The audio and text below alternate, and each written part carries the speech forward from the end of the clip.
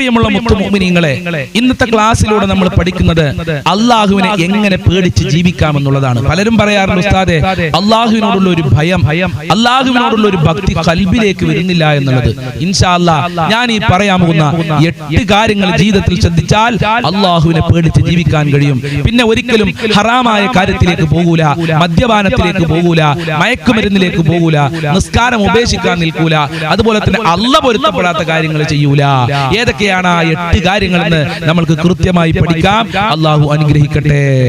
السلام عليكم ورحمة الله وبركاته. الحمد لله رب العالمين والعاقبة للمتقين. الصلاة والسلام عليك يا رسول الله. الصلاة والسلام عليك يا حبيب الله. ദാറുൽ മുബീൻ മജ്ലിസ് കാണുന്ന പ്രിയമുള്ള മുത്തുമുഅ്മിനീങ്ങളെ, നിങ്ങൾ എല്ലാവരെയും നമ്മുടെ മജ്ലിസിലേക്ക് ഹൃദ്യമായി സ്വാഗതം ചെയ്യുകയാണ്. അല്ലാഹു സുബ്ഹാനഹു വ തആല നമ്മളെ മുറാദുകൾ ഹാസിലാക്കി തരട്ടെ, നമ്മളെ വിഷമങ്ങൾ അകറ്റി തരട്ടെ. ദുആ കൊണ്ട് വസിയത്ത് ചെയ്തവരുടെ എല്ലാ ആഗ്രഹങ്ങളും അല്ലാഹു വെറ്റി കൊടുക്കട്ടെ. എല്ലാവർക്കും റാഹത്തല്ലേ? എല്ലാവരും നോമ്പ് നോറ്റ് ക്ഷീണിച്ചോ? എല്ലാവർക്കും സന്തോഷല്ലേ? എല്ലാവരും മനസ്സറിഞ്ഞുകൊണ്ട് ഒരു 3 അൽഹംദുലില്ലാ പറഞ്ഞേ. അൽഹംദുലില്ലാ, അൽഹംദുലില്ലാ, അൽഹംദുലില്ലാ. അല്ലാഹു സ്വീകരിക്കട്ടെ, അല്ലാഹു കബൂൽ ചെയ്യട്ടെ. അൽഹംദുലില്ലാ പറഞ്ഞവരൊക്കെ ഒന്ന് കമന്റിൽ എഴുതി വിടുക. ആർക്കൊക്കെയാണ് സന്തോഷം, ആർക്കൊക്കെയാണ് റാഹത്ത് എന്ന് ഉസ്താദിനെ മനസ്സിലാക്കാൻ വേണ്ടിയിട്ടാണ്. അല്ലാഹു തൗഫീഖ് നൽകട്ടെ. എന്റെ പ്രിയമുള്ള മുത്തുമുഅ്മിനീങ്ങളെ, ഇന്നത്തെ ക്ലാസ്സിലൂടെ നമ്മൾ പഠിക്കുന്നത് അല്ലാഹുവിനെ ഭയന്ന് ജീവിക്കാനുള്ള 8 കാര്യങ്ങളെ കുറിച്ചാണ്. പലരും പറയാറുണ്ട്, ഉസ്താദേ, മനസ്സിലേക്ക് ഒരു ഭക്തി വരുന്നില്ല, അള്ളാഹുവിനെ കുറിച്ചുള്ള ഒരു പേടി ഞങ്ങളെ കൽബിലേക്ക് വരുന്നില്ല എന്നുള്ളത്. ഇൻഷാ അല്ലാഹ് ഞാൻ ഈ പറയാൻ പോകുന്ന 8 കാര്യങ്ങൾ ജീവിതത്തിൽ ശ്രദ്ധിച്ചു കഴിഞ്ഞാൽ അള്ളാഹിനെ പേടി ഉണ്ടാവും. പിന്നെ നമ്മൾ തിന്മയിലേക്ക് പോകൂല, അനാവശ്യമായ കാര്യങ്ങളിലേക്ക് പോവുകയില്ല എന്നുള്ളതാണ്. അള്ളാഹുവിനെ പേടിച്ച് ജീവിക്കാൻ ഒന്നാമതായി നമ്മൾ ചെയ്യേണ്ടത് അള്ളാഹുവിന്റെ അനുഗ്രഹങ്ങളെ ഓർക്കലാണ്. ഒരുപാട് അനുഗ്രഹങ്ങൾ അള്ളാഹു നമ്മൾക്ക് ചെയ്തു തന്നിട്ടുണ്ട്. നമ്മളുടെ ശരീരത്തിൽ തന്നെ ഒരുപാട് അനുഗ്രഹങ്ങൾ അള്ളാഹു നമ്മൾക്ക് ചെയ്തു തന്നിട്ടുണ്ട്. ആ അനുഗ്രഹങ്ങളെ ഓർക്കലാണ്. നമ്മളുടെ കണ്ണ് എന്തൊരു അത്ഭുതമാണ്. കണ്ണില്ലെങ്കിൽ നമ്മളുടെ അവസ്ഥ എന്തായിരിക്കും? കണ്ണിന്റെ കാഴ്ചശക്തി തന്നെ അല്പം കുറഞ്ഞു കഴിഞ്ഞാൽ നമ്മളെ അവസ്ഥ എന്തായിരിക്കും? എനിക്ക് കണ്ണ് തന്നത് അള്ളയാണ് എന്നുള്ള ചിന്ത എപ്പോഴും വേണം. നമ്മുടെ കാഴ്ചശക്തി അള്ളയാണ് അത് തന്നത് എന്നുള്ള ചിന്ത നമ്മളെ കൽബിൽ വേണം. അതുപോലെ തന്നെ നമ്മളെ ആരോഗ്യം, അതുപോലെ അള്ളാഹു നമ്മൾക്ക് തന്ന ഭക്ഷണം, അതുപോലെ നമ്മളെ വീട്, നമ്മളെ വാഹനങ്ങള്, നമ്മളെ വിദ്യാഭ്യാസം, നമ്മളെ മക്കള്, ഇങ്ങനെ ഒരുപാട് ഒരുപാട് അനുഗ്രഹങ്ങള് പടച്ച റബ്ബ് തന്നതല്ലേ എന്നുള്ള ഒരു ചിന്ത നമ്മളെ കൽബിലുണ്ടെങ്കിൽ നമ്മൾക്ക് അള്ളാഹിനെ കുറിച്ചുള്ള ഒരു ബോധം ഉണ്ടാകും, അള്ളാഹുവിനെ കുറിച്ചുള്ള ഒരു ഭയം നമ്മൾക്കുണ്ടാകും. നമ്മൾ നോക്കുകയാണെങ്കിൽ എത്ര ആളുകളാണ് മെഡിക്കൽ കോളേജിലും അതുപോലെയുള്ള ഹോസ്പിറ്റലില് കണ്ണില്ലാതെ കണ്ണിന് അസുഖം വന്ന് കണ്ണ് നഷ്ടപ്പെട്ട് കിടക്കുന്നത്, കാലില്ലാതെ കാല് മുറിഞ്ഞു കിടക്കുന്നത്, കൈ മുറിഞ്ഞു കിടക്കുന്നത്.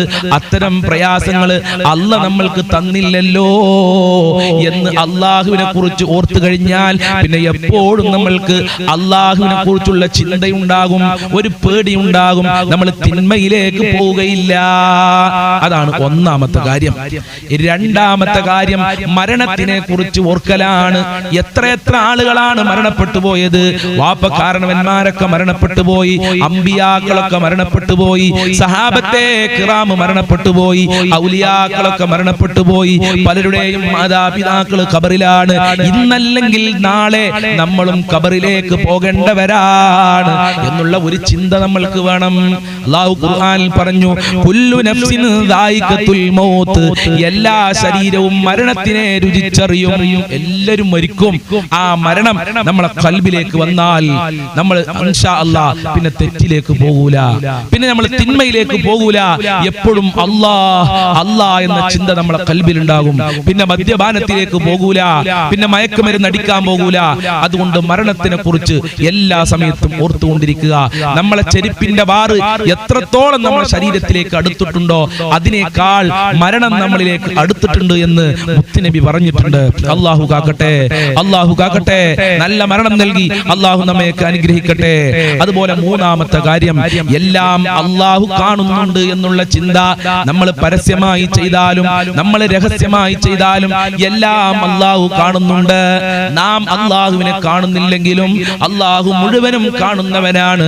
അല്ലാഹു ബസീറാണ്. ബസീറാണ്, എല്ലാം കാണുന്നവനാണ്. അല്ല കാണുന്നുണ്ട് എന്ന് പറഞ്ഞാൽ പിന്നെ അല്ല കാണാത്തടത്ത് പോയിട്ട് നമ്മൾ എവിടെ തെറ്റ് ചെയ്യാ? അള്ളാഹു എല്ലാം കാണും. നമ്മൾ എവിടെ ഒളിച്ചിരുന്നാലും അല്ല കാണും. അപ്പൊ പിന്നെ നമ്മൾ തെറ്റിലേക്ക് പോകൂല. അപ്പൊ അള്ളാഹു എല്ലാം കാണുന്നുണ്ട്. ഞാൻ ചെയ്ത തെറ്റുകൾ അള്ളാഹു ചോദ്യം ചെയ്യപ്പെടും എന്നുള്ള ഒരു ചിന്ത നമ്മളെ കൽബിലേക്ക് വന്നാൽ പിന്നെ നമ്മൾക്ക് തെറ്റിലേക്ക് പോകാൻ കഴിയൂല. അള്ളാഹുവിനെ കുറിച്ചുള്ള ഒരു പേടിയും ഒരു ഭക്തിയും നമ്മുടെ മനസ്സിലുണ്ടാകും. നാലാമത്തെ കാര്യം നരക ശിക്ഷയെ കുറിച്ച് ഓർക്കലാണ്. മദ്യപിച്ചു കഴിഞ്ഞാൽ അവന്റെ ശിക്ഷയെ കുറിച്ച് നമ്മൾ പഠിച്ചിട്ടുണ്ട്. ഒരാളെ കുറ്റം പറഞ്ഞു കഴിഞ്ഞാൽ ചെമ്പിന്റെ നഖം കൊണ്ട് സ്വന്തം ശരീരം പിച്ചിപ്പറിക്കും, മാന്തിപ്പറിക്കും എന്നൊക്കെ മുത്തുനബി നമ്മളെ പഠിപ്പിച്ചിട്ടുണ്ട്. അതുപോലെ മദ്യപിച്ചു കഴിഞ്ഞാൽ നരകത്തിലുള്ള മനുഷ്യന്മാരുടെ ചീഞ്ചലമാണ് അവന്റെ ദാഹജലമെന്ന് മുത്തുനബി നമ്മളെ പഠിപ്പിച്ചിട്ടുണ്ട്. പലിശ ഭക്ഷിച്ചു കഴിഞ്ഞാൽ വയറിങ്ങനെ വീർത്ത് വീർത്ത് വീർത്ത് വീർത്ത് വീർത്ത് നമുക്ക് സഹിക്കാൻ പറ്റാത്ത അവസ്ഥയിലാകുമെന്ന് മുത്തുനബി പഠിപ്പിച്ചിട്ടുണ്ട്. ഇങ്ങനെ ഓരോ തിന്മകൾ ചെയ്താലുമുള്ള ശിക്ഷകൾ നരകത്തിലെ കുറിച്ച് മുത്തുനബി നമ്മളെ പഠിപ്പിച്ചിട്ടുണ്ട്. അപ്പൊ നരക ശിക്ഷയെ കുറിച്ച് നമ്മൾ ആലോചിക്കുക.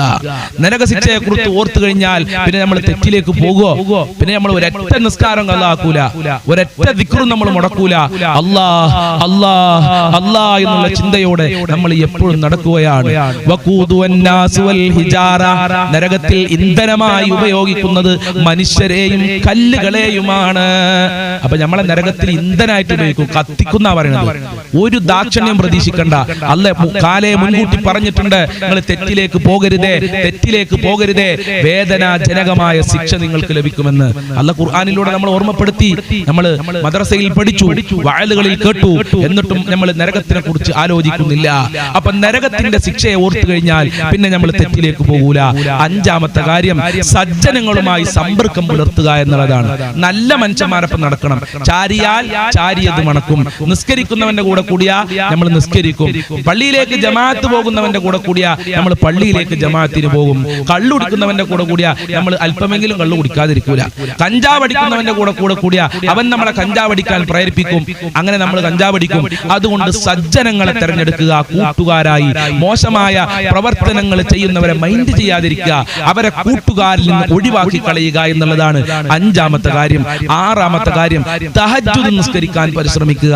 തഹജ്ജുദ് നിസ്കാരം നമ്മൾ ജീവിതത്തിൽ പതിവാക്കി കഴിഞ്ഞാൽ പ്രിയമുള്ളവരെ നമ്മൾ തെറ്റിലേക്ക് പോകൂല എന്നുള്ളതാണ്. തഹജ്ജുദ് നിസ്കാരം കഴിഞ്ഞ് അല്ലാഹുവോട് ദുആ ചെയ്യുക, റബ്ബേ നന്നാക്കി തരണേ, എന്റെ ഖൽബ് നന്നാക്കണേ എന്നൊക്കെ പറഞ്ഞ് അല്ലാഹുവോട് ദുആ ചെയ്യുക. തഹജ്ജുദ് നിസ്കാരം തുടങ്ങാൻ പറ്റിയ വളരെ പ്രധാനപ്പെട്ട ഒരു മാസമാണ് റമളാൻ മാസം. കാരണം നമ്മളൊക്കെ അത്താഴം കഴിക്കാൻ നീക്കുന്നവരാ. ആ സമയത്ത് ഈ റമളാൻ മുതൽ തഹജ്ജുദ് നിസ്കാരം പതിവാക്കുക ഇൻഷാ അല്ലാഹ്. അങ്ങനെ റമളാൻ കഴിഞ്ഞാലും തഹജ്ജുദ് നിസ്കാരം നമ്മൾ മുടങ്ങാതെ നിസ്കരിക്കുക. എന്നാൽ നമ്മൾ തെറ്റിലേക്ക് പോകൂല.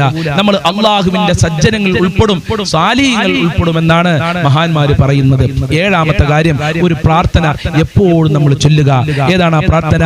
യാ മുഖല്ലിബൽ ഖുലൂബ് സബ്ബിത് ഖൽബി അലാ ദീനിക്, യാ മുഖല്ലിബൽ ഖുലൂബ് സബ്ബിത് ഖൽബി അലാ ദീനിക്.